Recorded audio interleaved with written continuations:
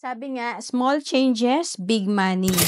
Alam mo ba na kahit na maliliit na halaga na ginagastos natin pag naipon to, ay lumalaki rin. Kaya importante sa pag-iipon at pag-build natin ng asset, kailangan talaga ay may disiplina tayo. Dalawa lang kasi ang options natin pagdating sa pag-build natin ng personal finance. Pwedeng mabaon tayo sa utang, ang letter A, or letter B, matibay ang ating alkansya. Meron tayong healthcare, life insurance, wala tayong utang, at may emergency fund tayo at investment.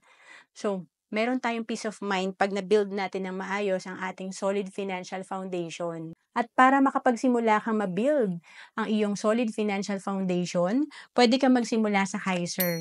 Dito, tatlo na agad ang meron ka. May healthcare ka, life insurance, at investment. Kaya dito rin ako nagsimula noong 2012. Dito, 7 years ka lang mag-iipon, at for as low as 2,647 per month, pwede ka na magsimula sa Kaiser. To know more about Kaiser, message mo lang ako sa FB, Roan Celis Capistrano.